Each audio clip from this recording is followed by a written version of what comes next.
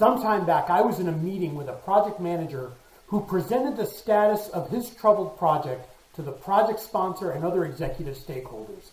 This project was of high interest to the sponsor and stakeholders as they were depending on its successful completion to make some major changes in their respective organizations.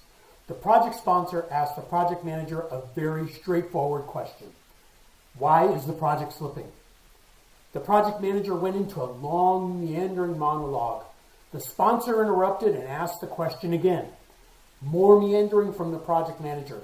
Seeing the sponsor and other stakeholders growing frustration, the project manager's boss stepped in and said they needed to do more homework and would come back the next day better prepared. The next day, the project manager's boss presented the status and answered questions along with a new project manager. Throughout my career, I've seen and been in plenty of situations where an exec, who I will refer to as the asker, questions were met with evasive responses. It could be that the person being asked, the askee, didn't want to admit not knowing something or be proven wrong. The askee would then, as we like to say in the consulting world, tap dance to attempt any response that might satisfy the asker. More often than not, the asker would grow frustrated with the evasiveness. This leads me to the following hypothesis. If an asker asks a question, the asker expects a direct answer.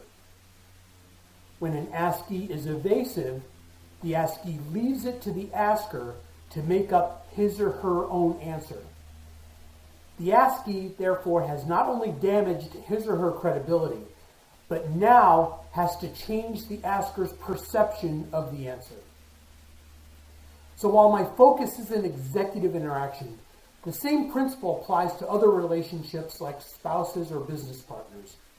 When an askee is evasive, the asker makes up his or her own answer, and the askee now has to dig out of a hole to reestablish credibility and set the record straight.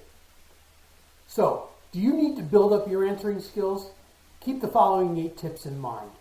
Number 1, listen first, then answer. Take the time to understand and listen to a question without interrupting the asker. Then when the asker is finished, give a response. Resist the urge to interrupt to get your answer in. Number 2, do ensure clarity. If you truly don't understand a question, then by all means ask for clarification. But don't continually ask for clarity. It could look like you're deflecting. Number 3, give straight answers. If you're asked a direct yes or no question, give a yes or no response. If there are contextual factors that support the answer or conditions that may change the answer, then provide them concisely. And please don't say it depends without qualification. Number 4, don't reframe. Saying something like, the question you should be asking is, immediately conveys that you think the asker isn't intelligent enough to ask the right questions. Acknowledge the question, respond, and move on. Number 5, don't deflect.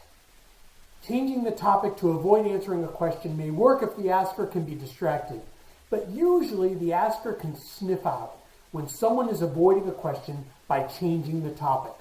Do it once and you'll probably get some grace for innocently not understanding the question. Do it 2 or more times and you'll be viewed as an avoider.